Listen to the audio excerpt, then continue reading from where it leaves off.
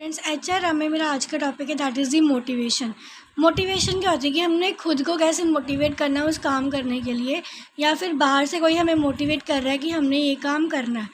तो मोटिवेशन वैसे बेसिकली सबको पता ही होता है कि क्या होता है, खुद को मेंटेन करना, अपनी फोर्स वगैरह को मेंटेन करना, जिसकी वजह से हमें प्रॉपर डायरेक्शन मिल सके कि हाँ हमने ये काम करना और हम प्रॉपरली कंसिस्टेंसी के साथ, इंटेंसिटी के साथ हम वो काम कर सकें।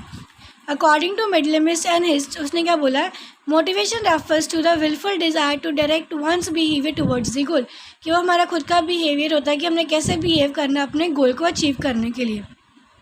नेचर ऑफ मोटिवेशन क्या कि मोटिव्स के ऊपर बेस्ड है। गोल डायरेक्टेड बिहेवियर होता है related to satisfaction, person is motivated in totally और कॉम्प्लेक्स प्रोसेस। ठीक है, मोटिवेशन का प्रोसेस क्या कि पहले नीड्स होती है, मोटिव्स क्या होते हैं, उसको पहले अपने वो देखना पड़ेगा कि उसका मोटिव क्या है, क्या उसको अचीव क्या करना है। उसके बाद वो प्रॉपरली टेंशन सर्च होगा, परफॉर्मेंस बिहेवियर बेस्ड सारा कुछ देखेगा, फिर गोल्स एंड रिवॉर्ड्स उसको क्या मिलेंगे, प्रॉपरली हर एक चीज़ का ध्यान में रखते हुए वो बंदा क्या मोटिवेट होता है।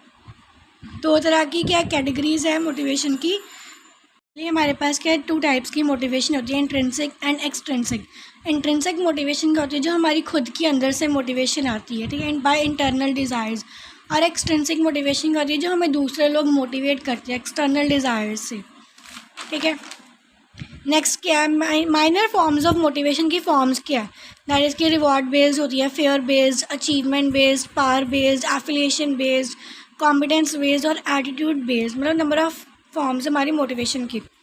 थ्योरीज ऑफ मोटिवेशन में क्या बोला है, the Herzberg's two factor theory में क्या बोला है, motivator factors simply put these are the factors that lead to satisfaction and motivate employees to work harder.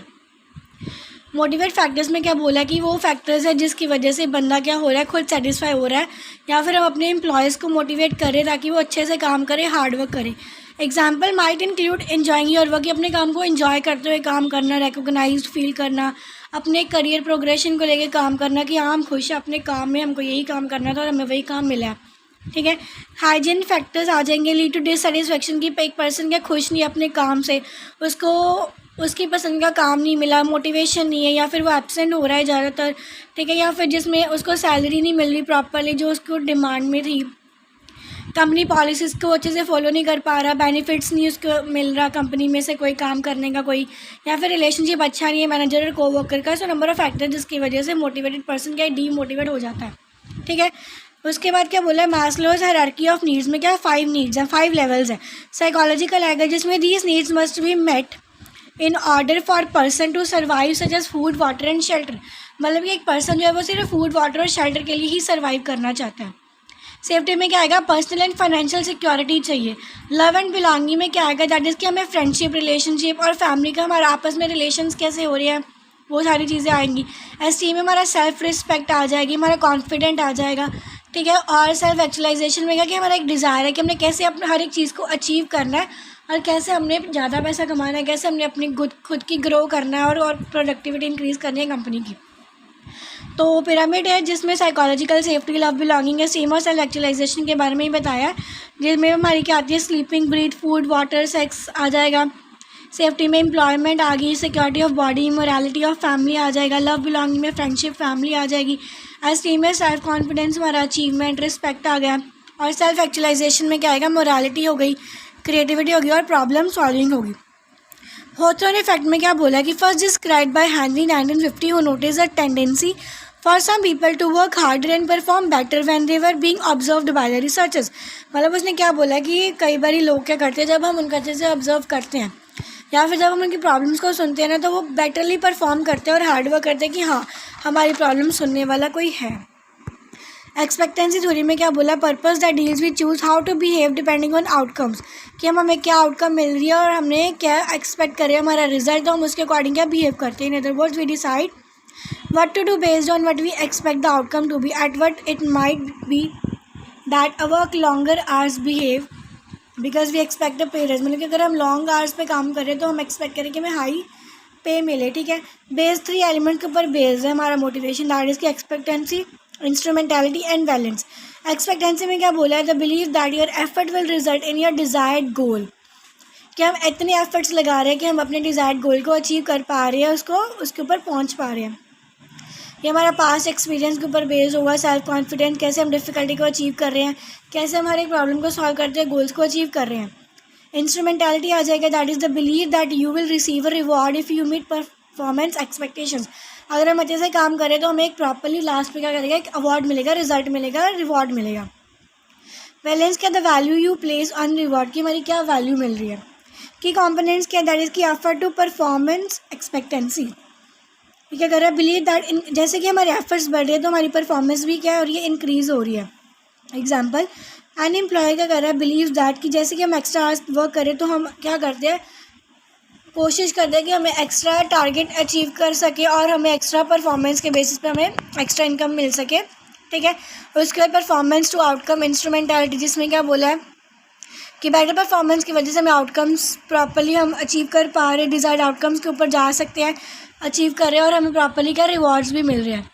Example, अगर वो परफॉर्म कर रहा है अच्छे से सेल्स टारगेट को तो उसको क्या बोनस और प्रमोशंस मिलेंगी एज अ रिवॉर्ड। और वैल्यू ऑफ रिवॉर्ड्स में क्या बोला है, that is the value of attractive value है और या फिर अट्रैक्टिवनेस है रिवॉर्ड्स, मतलब कि हम इस लालच में काम करते हैं कि हमें लास्ट में एक आउटकम मिलेगी, प्रॉपर्ली हमें एक रिवॉर्ड मिलेगा इंडिविजुअल को और जिसको पाके हम खुश हो जाते हैं, तो वो एक वैल्यू ऑफ रिवॉर्ड्स में आ जाएगा। एक पर्सन खुद मोटिवेटेड हो रहा है कि हाँ हमें हाई परफॉर्मेंस की वजह से हमें प्रमोशन मिलनी है लास्ट पे, या हमें बोनस मिलेगा या हमारी सैलरी इंक्रीमेंट होगा। ठीक है, फार्मूला क्या है फॉर मोटिवेशन है, जिसके अकॉर्डिंग टू एक्सपेक्टेंसी थ्योरी क्या बोला गया, जो एम है मतलब कि मोटिवेशन थ्योरी, उसमें उसने क्या करा है, E into I into V करा है, दैट इज़ की एक्सपेक्टेंसी, दैट इज़ की प्रोबेबिलिटी आ जाएगी एफर्ट की, आई दैट इज़ की इंस्ट्रूमेंटलिटी आ जाएगी और वी दैट इज़ की वेलेंस। तीनों चीज़ों को मल्टीप्लाई कर रहा है आपस में तो हमारा एक मोटिवेशन फैक्टर निकलता है। बेनिफिट्स क्या है मोटिवेशन की, सेटिस्फेक्शन चाहिए, जॉब सेटिस्फेक्शन होनी चाहिए, नीड सेटिस्फेक्शन होनी चाहिए, प्रोडक्टिविटी होनी चाहिए, लर्निंग एंड डिसिप्लिन क्या है वो प्रॉपर्ली होना चाहिए कंपनी में। ठीक है, अब कौन से फैक्टर्स हैं जो मोटिवेशन को अफेक्ट कर रहे हैं। सबसे पहले साइकोलॉजिकल फैक्टर्स, जैसे हमारी बेसिक नीड्स आती है, सेल्फ एफिशिएंसी, कॉन्फिडेंस होना चाहिए।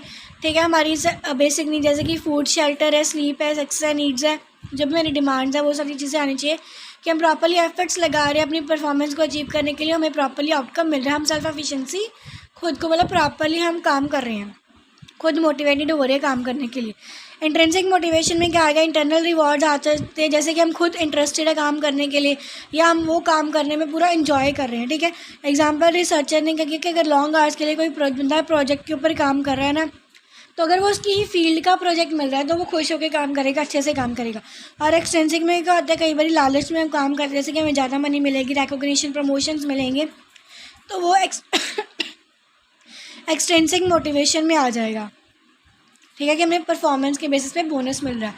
उसके बाद कहता है इन्वायरमेंटल फैक्टर्स, दैट इज़ की इन्वायरमेंट कैसा है, हमें वर्क प्लेस कंडीशंस कैसी है, हमारी कल्चर क्या है, अवेलेबिलिटी ऑफ रिसोर्सेज मिल रही है हमें नहीं, हम अपनी क्रिएटिविटी बूस्ट कर पा रहे हैं, मोटिवेशन क्या है, रेस्ट्रिक्टेड तो नहीं है, ये सारी चीज़ें आएंगी ध्यान में रखें।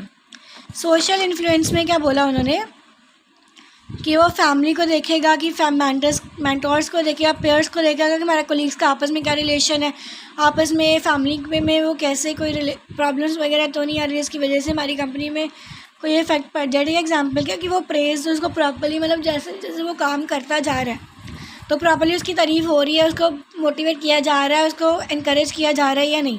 ठीक है, नेक्स्ट क्या है work life balance, that is की बैलेंस करना अपने वर्क को पर्सनल लाइफ के साथ प्रॉपर्ली, कि हम अपनी बर्नआउट कर सकें, हम अपने आप को काम कर सकें अच्छे से, हमारी मोटिवेशन जो है वो कम नहीं होनी चाहिए। फ्लेक्सिबल वर्किंग आवर्स पे काम करना या फिर रिमोट वर्क ऑप्शंस भी होती है, जिसकी वजह से हमारी मोटिवेशन क्या है वो ऐसे ही रहती है और इम्प्रूव हो जाती है, ताकि हम पर्सनल और प्रोफेशनल रिस्पॉन्सिबिलिटीज़ को अच्छे से देख सकें।